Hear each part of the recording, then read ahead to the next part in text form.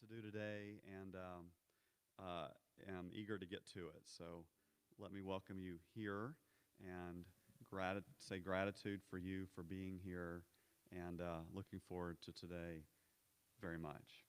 We will be outdoors for worship, which will be a little different for us from a while back. It's going to be a beautiful morning, but we're in here for now. So, let me orient us to this morning. And we'll do so by revisiting again a passage in Exodus. So let me invite us to be oriented to this morning through a passage in Exodus. This is Moses at the burning bush. Now Moses was keeping the flock of his father-in-law Jethro, the priest of Midian, and he led his flock to the west side of the wilderness and came to Horeb, the mountain of God. And the angel of the Lord appeared to him in a flame of fire out of the midst of a bush. He looked, and behold, the bush was burning, yet it was not consumed. And Moses said, I'll turn aside to see this great sight, while the bush is not burned. When the Lord saw that he turned aside to see, God called to him out of the bush, Moses, Moses. He said, Here I am. Then he said, Do not come near. Take your sandals off your feet, for the place on which you are standing is holy ground. And he said, I am the God of your father, the God of Abraham, the God of Isaac, the God of Jacob.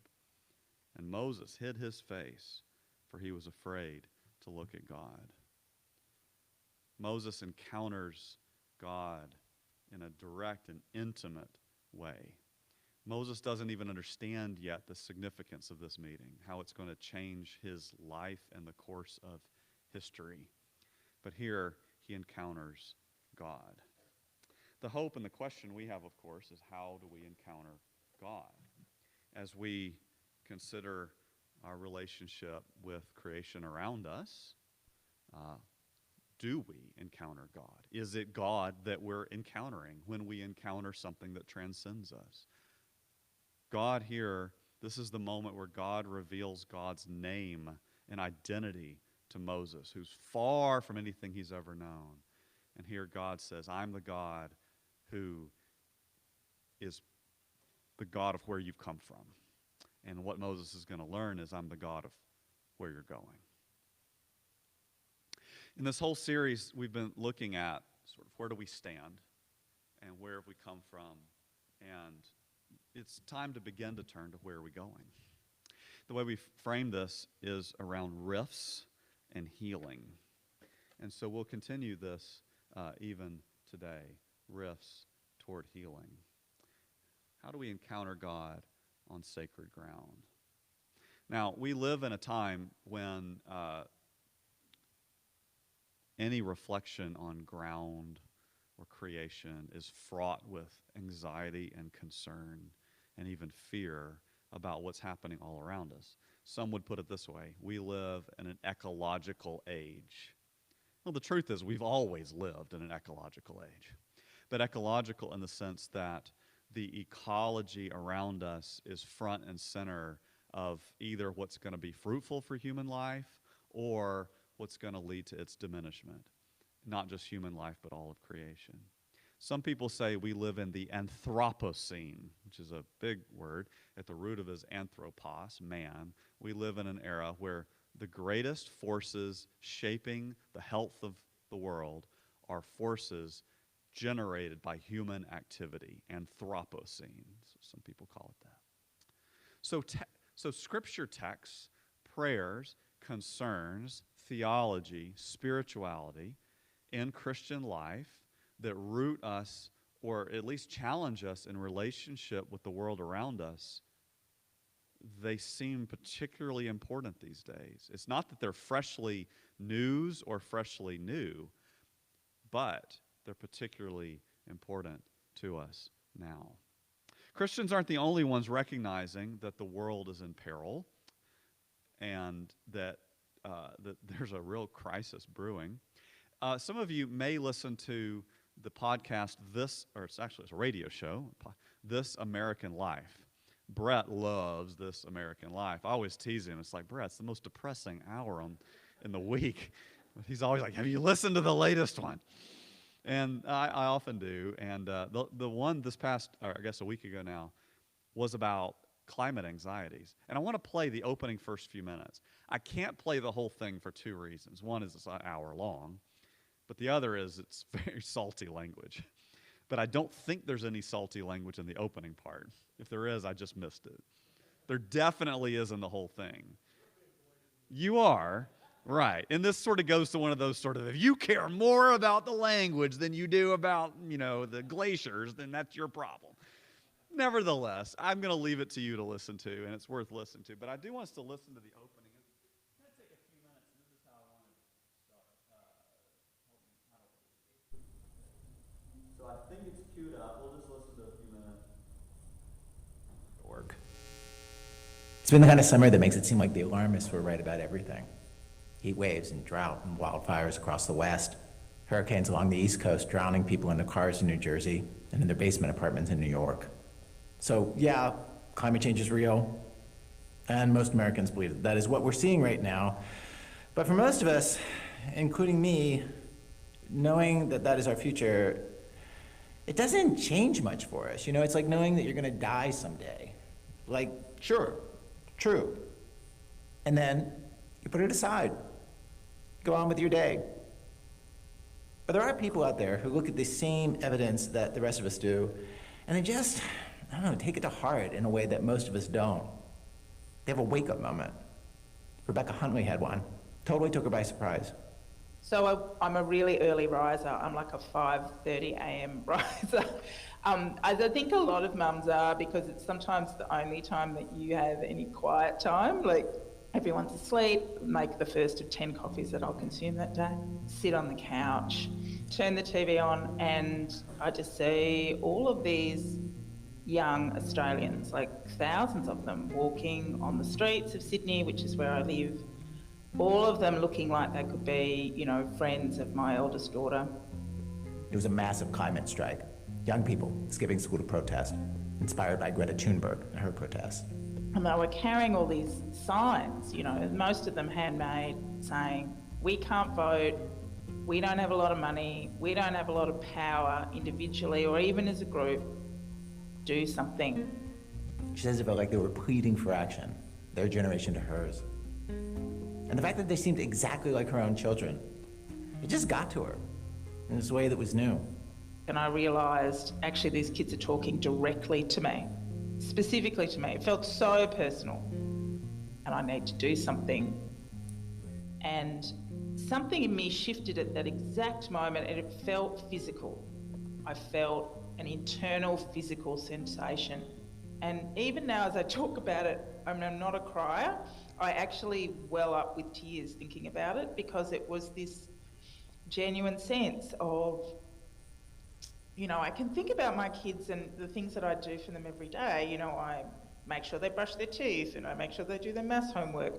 And this is one of those things, suddenly the fact that we've got a very limited period of time to turn this around. The scientists talk about, 10 years, they talk about 2030.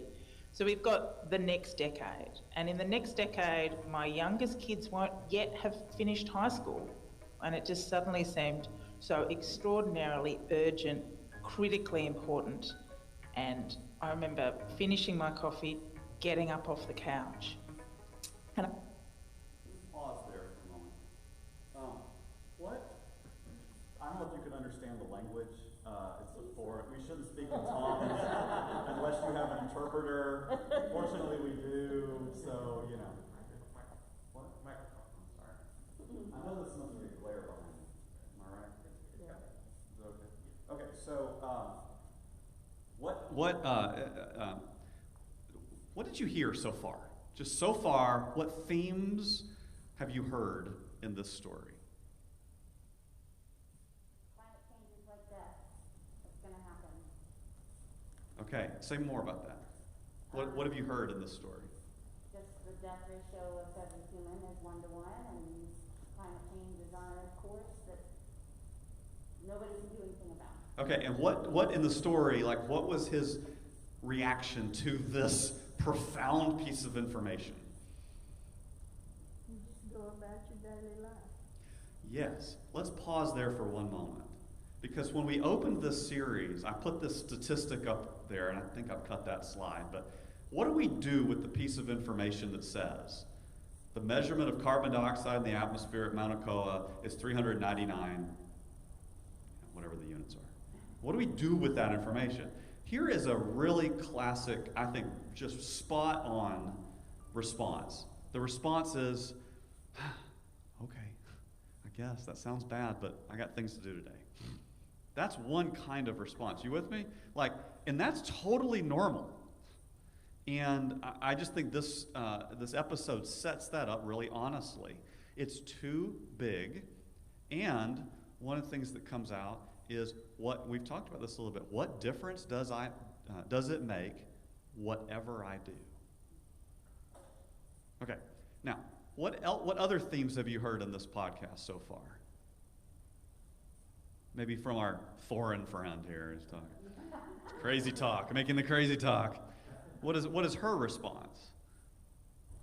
Well, she wants to do something. She doesn't know what. But it's the young people who are driving it. This is a protest march by very young people. Okay, so she watches on TV, on the telly, this protest march, and she just turns it on, and it's not on her mind. And what happens to her as she watches it? Personal connection, how? Could have been her daughter, right. What do you describe, how would you describe the phenomenon that happens within her? Guilt or despair. Okay, maybe guilt or despair. I've got to do something. I heard that note. Right, but you're still missing the Christian word for this. Conversion. Did you not hear that? What if she'd said, I turned on the TV and Billy Graham was preaching, and this emotional force came over me, and I'm not a crier, but when I think back about it, I cry, and I got up and I changed things. What would you call that? Wouldn't you call that conversion? So, not unpacking that so much theologically, but more the phenomenon of what happened in her was a conversion.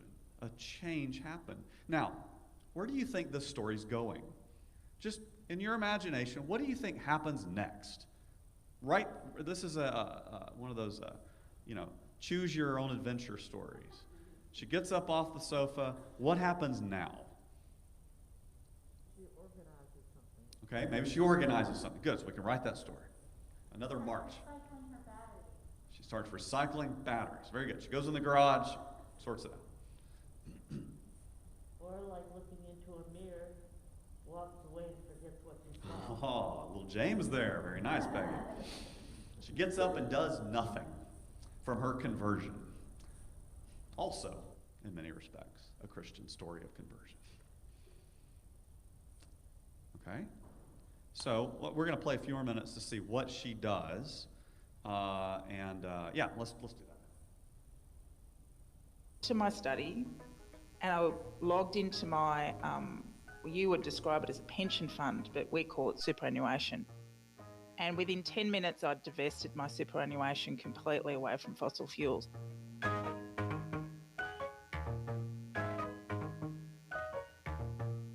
And so that was one of, hundreds of different things that I started to do from that point on, triggered by that moment. Rebecca actually talked to one of our producers, Aviva de Kornfeld, who in the last few months has interviewed dozens of people who have had these wake-up moments. Hey there, Aviva. Hey, Ira. She does this one thing with her money, and then she does dozens, or she say hundreds of other things. Okay, how do you think that story goes? What I mean is, sorry, Brett. How do you think that story goes? Do her family and friends follow along, inspired by her conversion? Are they annoyed by it? Inconvenienced by it? How do you imagine that story? Maybe you've seen this story happen. Maybe it's happened in your life with something. What happens from that point forward? Let's find out. So these happen in all kinds of different ways, right? Yeah, to all kinds of different people, all of whom actually made a point to tell me they did not consider themselves environmentalists in any way prior to their wake-up moment. Oh, wow. Yeah, it's more like they were just walking around and got bonked on the head and then everything changed. People describe it like waking up in a bizarro world where everything's the same, but the way they feel about it is totally different. The wake up reorganizes their priorities completely. In fact, lots of support groups have popped up in the past few years to help people deal with the immensity of these new feelings. What happened to Rebecca? In Rebecca's case, she totally changed the focus of her career, pivoted it to climate issues. She also cut back on eating meat, decided she needed to get an electric car or have no car. And those are the kind of things that would affect the rest of her family, her husband and her kids. And what I found in these interviews is that this is where the trouble comes in for so many people. Like when their families haven't undergone the same transformation that they have. Right, that makes sense. Yeah, everyone mentioned some version of this. Like this one guy, Glenn Schleier, I talked to, after his wake-up moment, he tried to convince his whole family, brothers, sisters, nieces, nephews, to all see this the way that he now did and to come to climate rallies with him. The common reaction that I got was, wow, I didn't know you were so passionate about this environmental stuff, or like you're really into this. It's really like interesting. It's great, I'd really support you. It's great that you're into this. And that was just like, that was so frustrating to me, because I'm like, I'm not into this. It's just what's happening. It's like if there was a truck barreling toward us and I was trying to get us out of the way, you wouldn't be like, wow, you're super passionate about trucks. Like, I just didn't know you're like so into trucks. Like, was this always a thing? I think it's really great that you have this interest. It's like, no, this is just what's happening. So I was like, you just keep running back and forth, like yelling at people? Do you ruin your relationships? And I realized that I was potentially impacting relationships that are the most important thing to me in the world for no benefit. No benefit because? Because it wasn't changing anyone's mind. It wasn't working. So Glenn decided to leave his family alone.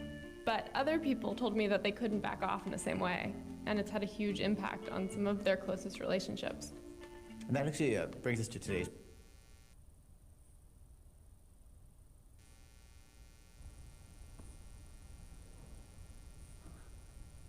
Okay, I'm going to leave the rest of the episode for you to listen to, This American Life. And it's the story that they tell is about a man who had a sort of the same kind of conversion. And he rallied his family, and then he destroyed his family in the process. And it's just a fascinating study on how, I mean, everything they're talking about here in the introduction, but also I think belies the character of climate crisis.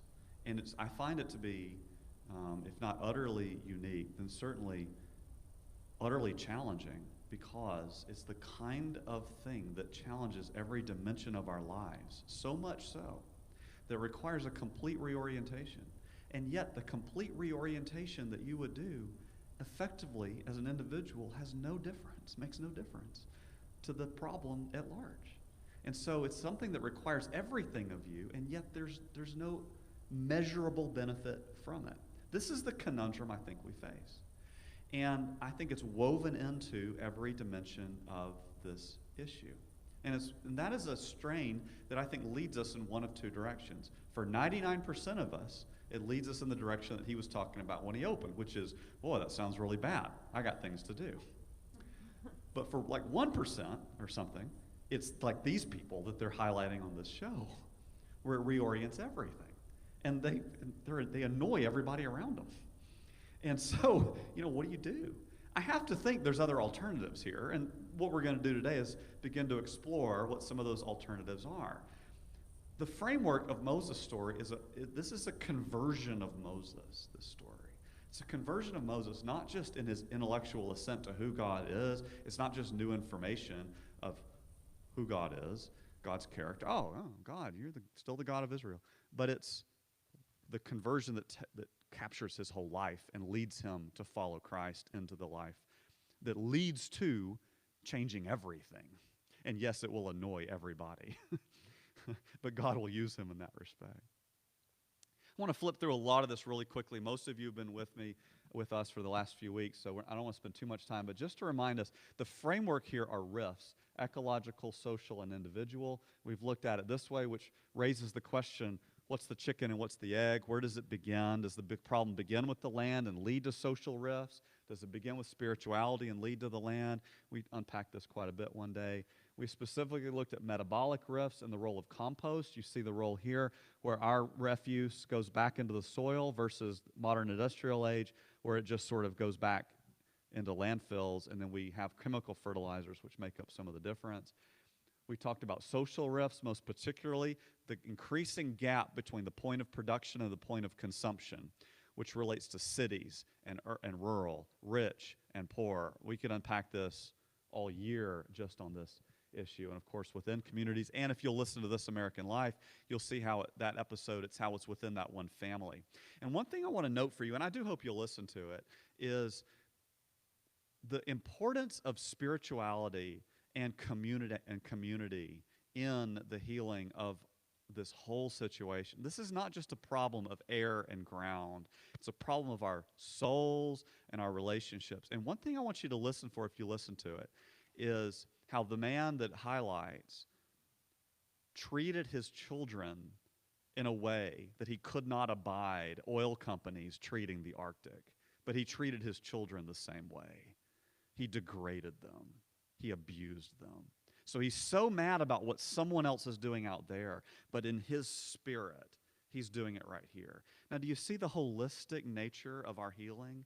It's not just fixing something out there, but it's growing in, we would certainly say, and I think be compelled by growing in Christ so that all of it is healing. And I think for Christians, the challenge for most of us is seeing the healing that we already believe happens in Christ, of our spirits, of our communities, also is the arms are wide enough to include the land.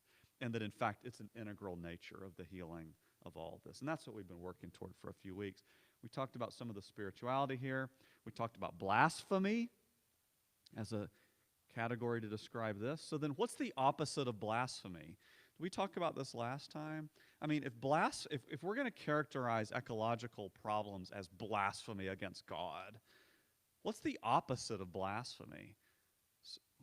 What's an antonym of blasphemy? Okay, would you put some more words around that for us?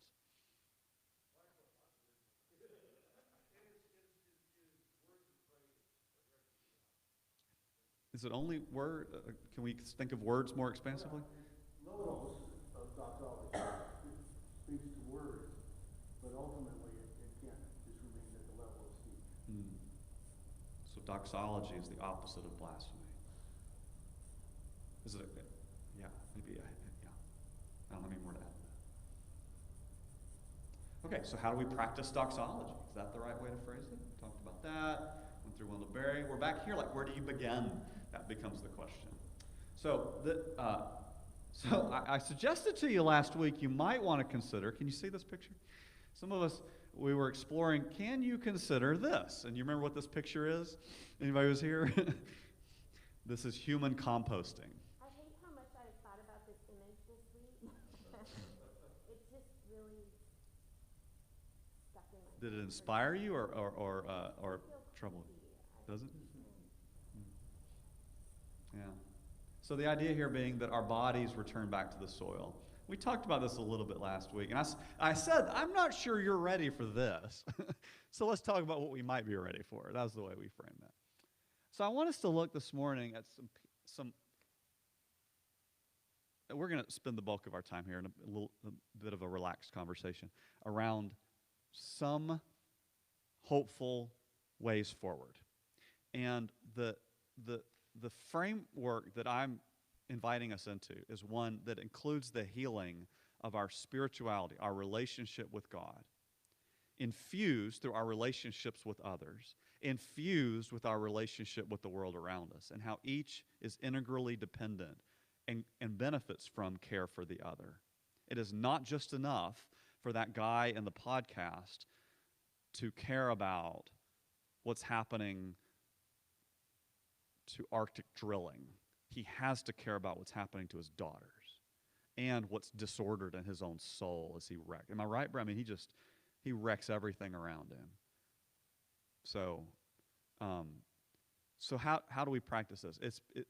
I raised last week the suggestion that the church is designed by God to already care within its circle of interest and compassion and care and calling all three of these dimensions: spirituality, community, and relationship with the world. These are the gifts we're already given as church in the world. So what does it mean to live into that? What models do we have? How do we do this? It's been further my suggestion that church grounds are a place where we might find real tangible ways to begin to live that out. So there, in a nutshell, is my whole sort of thesis, is the worldwide planetary issue. Christians have a particular role that already touches on the three great rifts, or the three ways of looking at the rifts of modernity.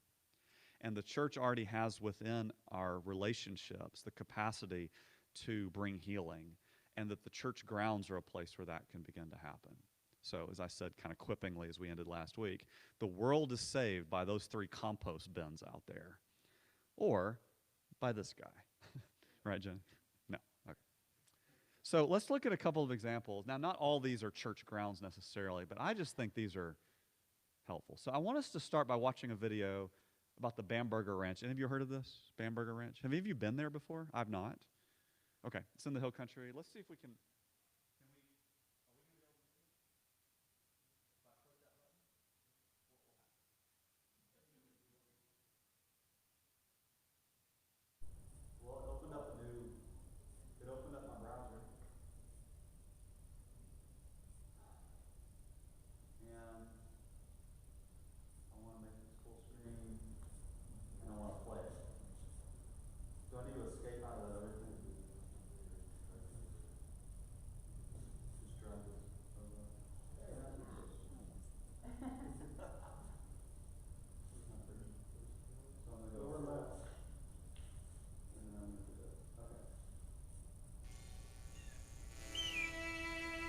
50 years ago, you couldn't hardly walk through this place.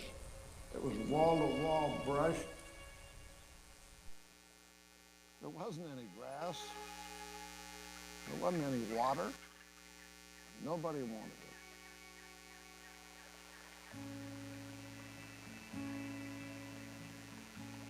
On the truck. On the truck.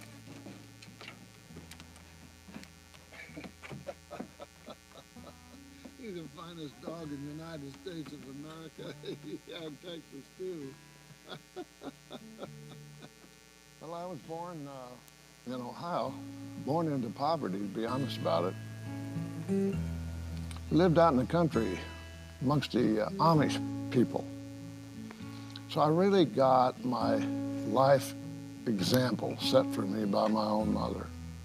That's where my love of the natural world came from. I've never inherited a nickel, but I inherited a love of the natural world and a respect for it. When I got out of the university, I took a job. I sold vacuum cleaners door to door. I went into the fast food business. I teamed up with a young man, Bill Church, and it was Church's Fried Chicken. And we built that company up to over 1,600 stores, and we sold it. And with that capital, I was able to come here and begin my work on Sela, Bamberger Ranch Preserve. My objective was to take the worst piece of land I could possibly find in the hill country of Texas and begin a process of restoration that would change it back to be one of the best, and that has happened right here. By habitat restoration, by working with Mother Nature instead of against her, and that's what we're all about. 46 years ago, not a drop of water. 7 water wells were drilled, 500 foot deep. Not a one produced any water. The top 125 foot of these hills looks like this. It's Edwards limestone. When the driller drilled all those wells for me, he said, Bamberger, In one place up here on the top, my bit dropped 40 foot. He said, you got a cavern under there. It's like an auditorium. The only thing about it was, 46 years ago, it had no water in it. It was dry. It was dry because the water that was coming in was running off as opposed to sinking in. When I came here, all of the little holes and all of that limestone were just as dry as the one I'm holding in my hand. Now what happened? We replaced that condition with this condition in 2.5 years after we began. The first spring came to life.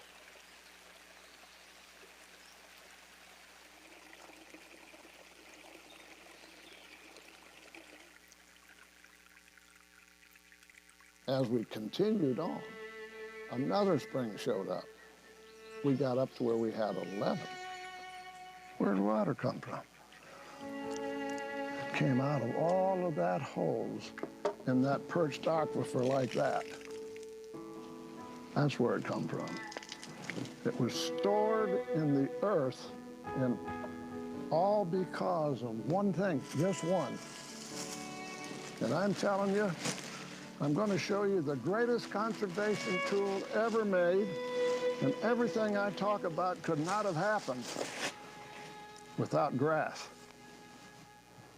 The hill country is just covered with woody species. Primarily, it's cedar. We took out a great portion of it here on the ranch. We were just covered with it. We had no grass. When we took out the cedar and spread native grass seeds, and it began to grow, rainfall then percolated into the earth because of the root system of grass going down. Water percolates in, it fills up your aquifer until the aquifer is full, and when it's full, it has to come out somewhere, and they call that a spring. That spring supplied water for all the nature's critters, plus for all the families that live here, and it even sends water downstream to the city of Boston.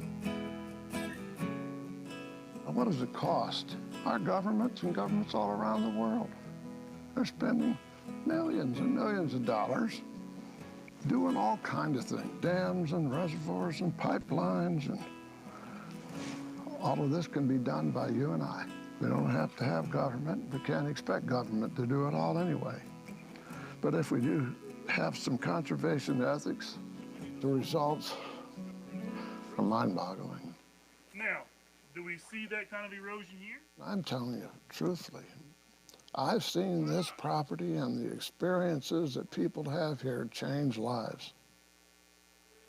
What does Sila mean? Oh, beautiful. Thank you so much. What does Sila mean? When I was younger, I discovered in the Psalms the word Sila. It means to stop, to pause, to look around you and reflect on everything you see.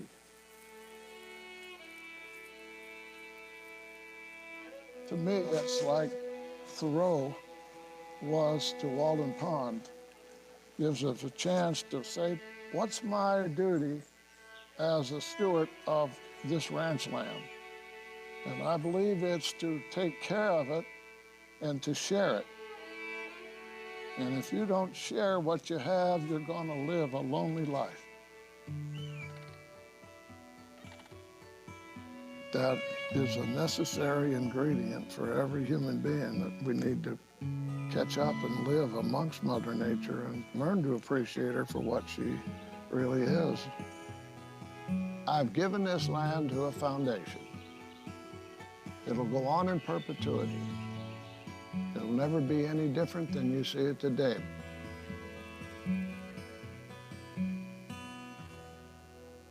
When I leave this world, that's what I want as part of my legacy.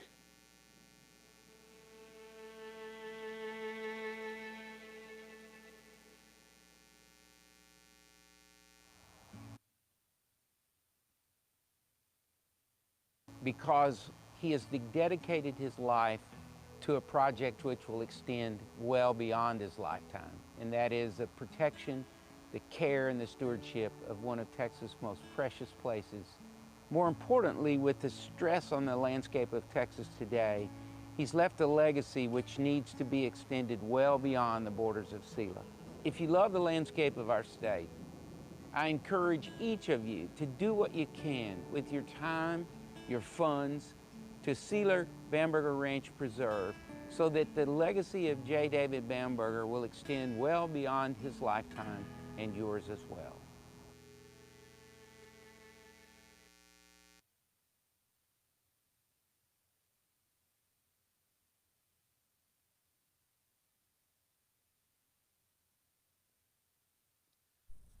Let's pause for a moment.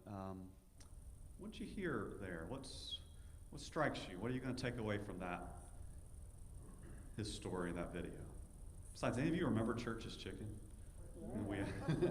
We always had it for church things. I always wondered, is this a church chicken place? What is this story? What are you going to say? Is it still around? I don't even know. I haven't seen one in a long time. Is it? No, there is.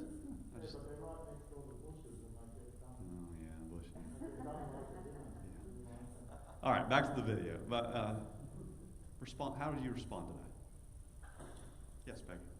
So we don't need the big expensive machinery that we sometimes think of, the industrial thing, to save what we're doing. We already have the means. We just need to use it.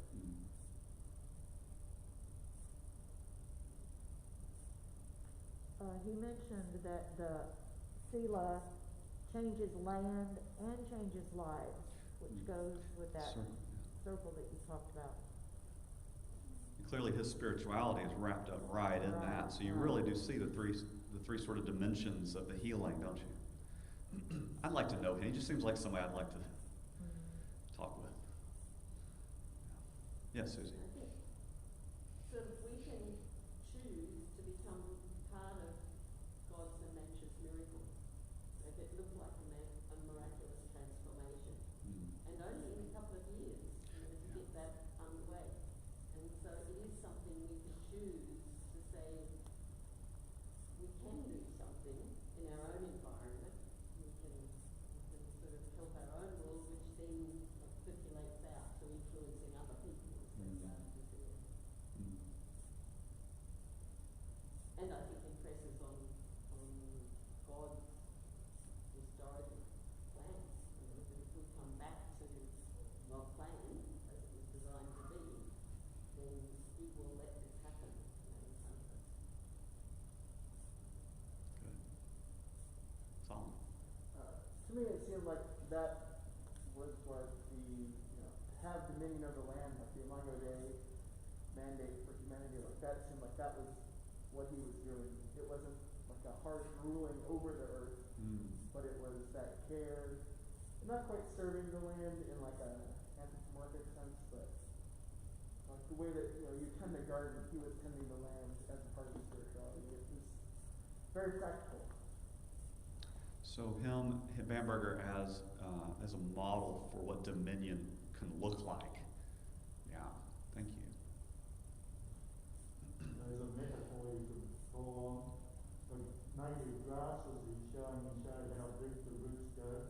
So you can talk about being deep-rooted compared with the normal grasses that are there, where the roots are only 2 or 3 inches deep, and therefore the water just sort of provides for that, but then disappears. Whereas the deeper-rooted plants bring the water well down into the plant. Some of you are able to be here Wednesday night. The Creeches were here, who have done something similar on their property. They've got about 80 acres. I don't know how big Bamberger's is, but they brought grasses just like he did and took them out. And Melinda Roberts this tall, Melinda's this tall, and she held it. It was way up here, these grasses, and they said the roots go even deeper than the grasses which they cut and brought to it. So similar kind of project. So yeah, all the metaphors about roots, putting our roots down deep. It's not trees, it's grass that you ought to be thinking about with those metaphors. How tree. many of us would be willing to dig up our St. Augustine and bluegrass and replant natural grass? Yeah. Well, this was the challenge the Creaches gave us in a way. And not mow so long. Sounds great. Yeah. Mind you, there was some fairly heavy machinery shown in the Bamberger Yes. video, to make way for all of this.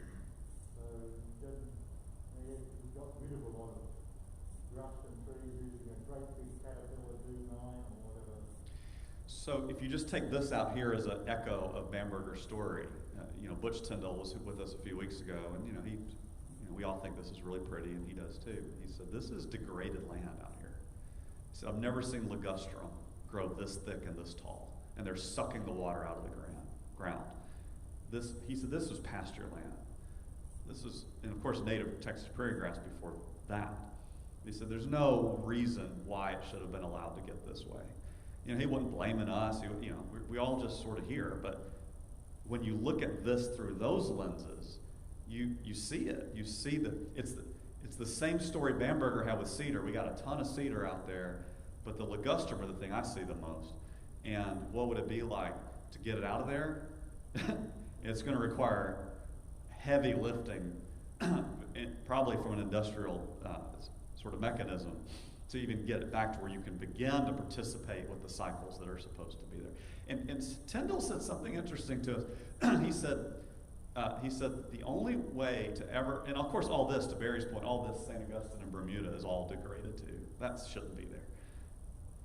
He said the only way you ever get it back is by the presence of animals.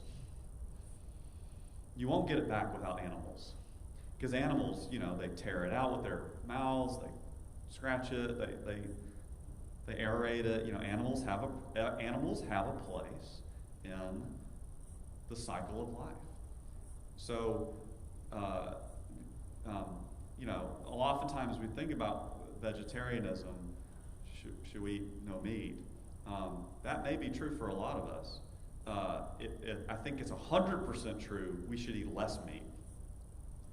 And it's probably would be best if we ate meat that was produced through the cycles of health rather than industrial cycles. That's a whole other discussion.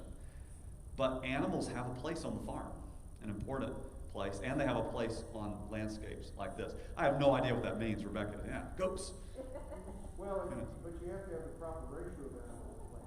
Exactly. If you have too many animals for the land, you just tear it up. Go look at Amarillo, around Amarillo at the the cattle processing areas. Those animals are not designed to be on that land. Let's look at another example. Can I say something? Yes, please. Somewhere near the end, Mr. Bamberger said, stop, look, and reflect, which is Exodus 3. Exodus 3. Stop. What is this thing? What is this? And then conversion. Stop, look, reflect, and then encounter God and be changed. Now, not every conversion is a good conversion. Not every change is a good change. In our society today, there are people who all of a sudden wake up to this new kind of reality. And by their investment in that new reality they think they found, they break their relationships with everybody around them. Not every conversion is good and right. But ones that, for Christians, open our eyes further to what God's doing more of, that seems to me to be a place where we find God calling us. Okay, let's look at a couple other things. Let's see now. I don't know how this is going to work with this technology, but let's try this. This is a website called Sacred Grounds. And I'll do this too. So let's see if I can pull this up. Sacred. Lost my cursor.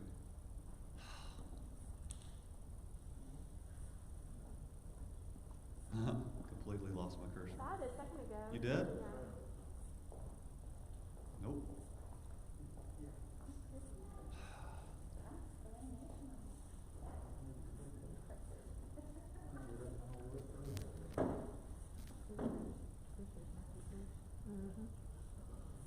There we go. Found my cursor.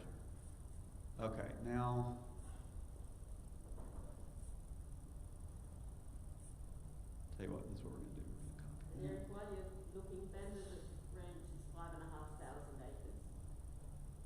pretty big.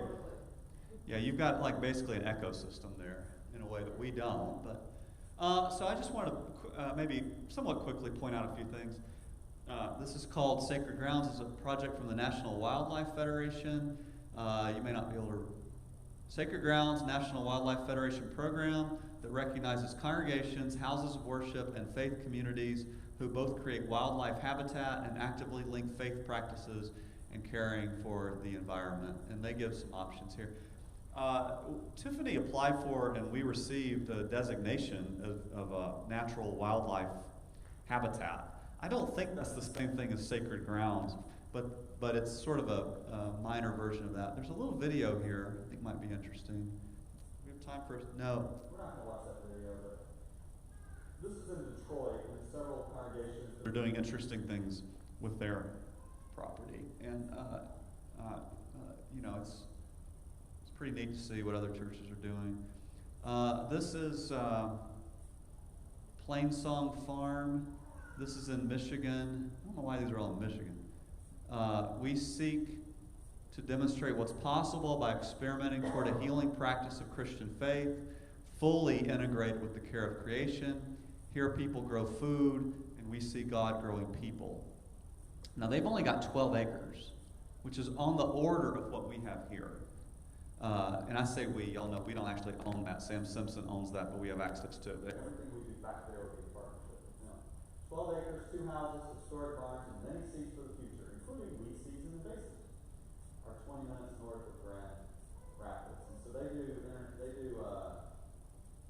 you know, sort of everything on that farm, and then they do some national things. I noticed this was on the site. Let's see if I find it again. You go field trip to Michigan. I wouldn't mind doing that. They can come and speak. But they also offer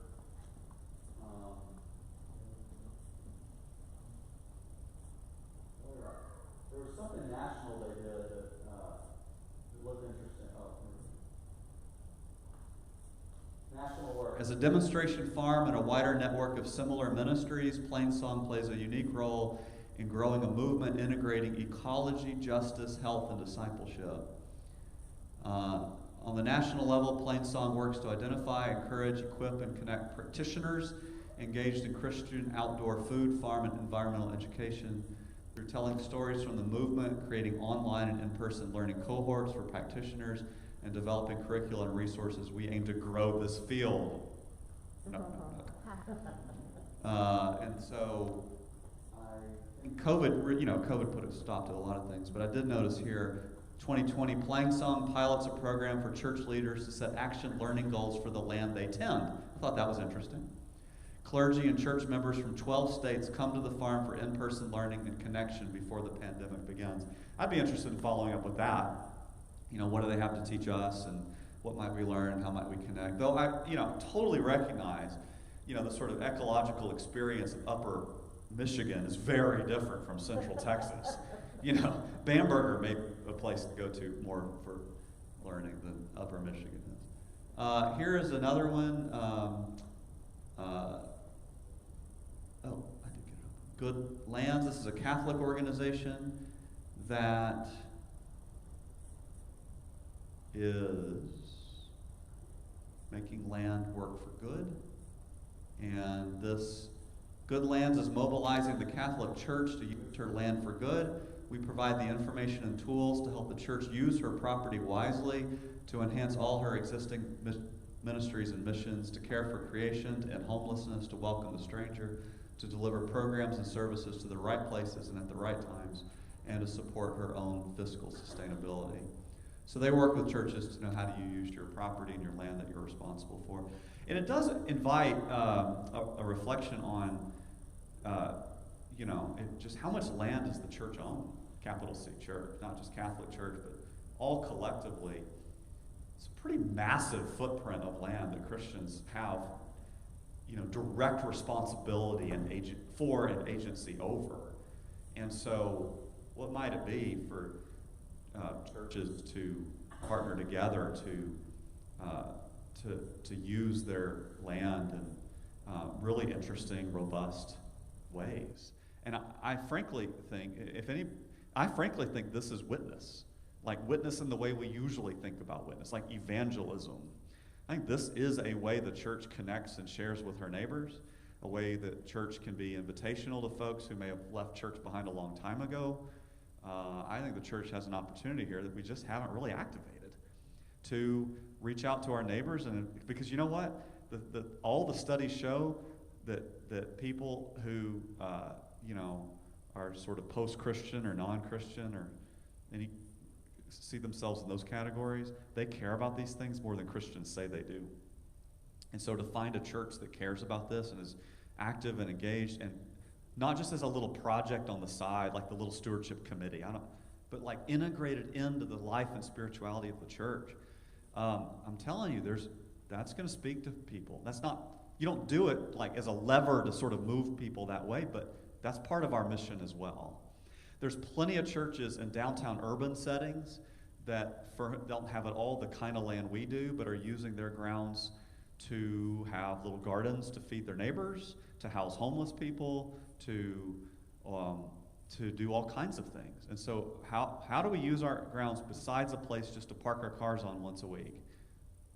Becomes a really invigorating conversation.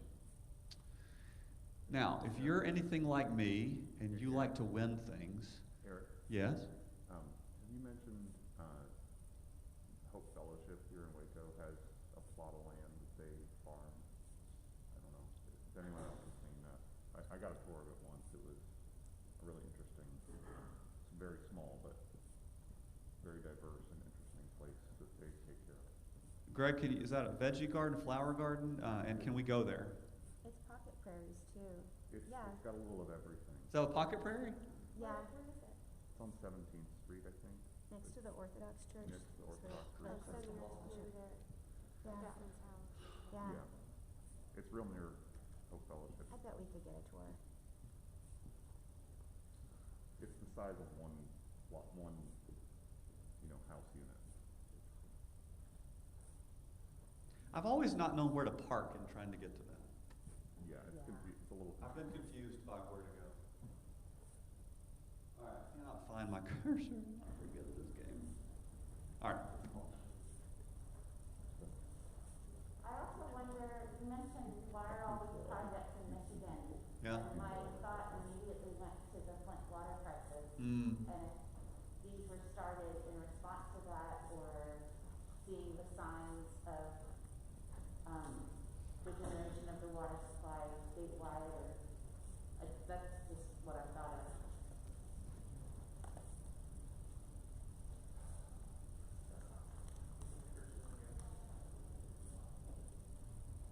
There's a website called coolchurches.com, but it's not, it's cool congregation. Cool congregation. There we go, that's what I'm All right, here we go. So if you're like me and you're kind of like, I want to win something, this is your place. Across the country, people of faith are making changes in their homes and places of worship to prevent global warming through our Cool Congregations program. Our unique stewardship program helps congregations reduce the carbon footprint of their facilities and engages their members in reducing their carbon footprint at home. The program educates, inspires, and saves money too. So there's all kinds of interesting things here, but one of them is this that I think is interesting, the challenge. So every year in December, you can turn in a application to the Cool Congregations Challenge, and you can win $1,000. How about that? So there's 5 categories for this.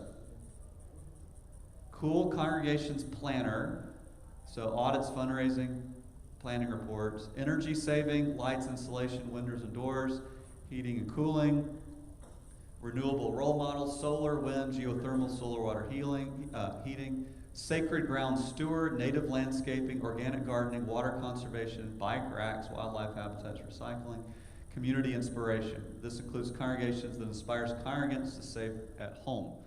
Also includes congregations helping their communities transition from fossil fuels to clean energy and to become more resilient and prepare for the impacts of climate change. So they have this little, good-spirited challenge, not a competition, but a challenge. And, it's interesting. So here are the winners from last year.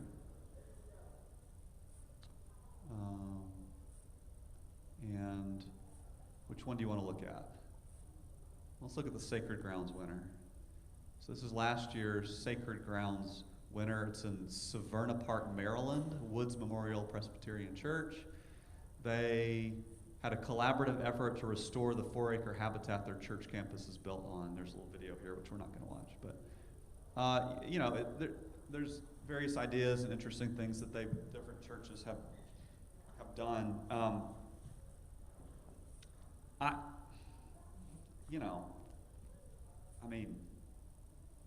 I think we ought to win it. I think we ought to enter it and win it.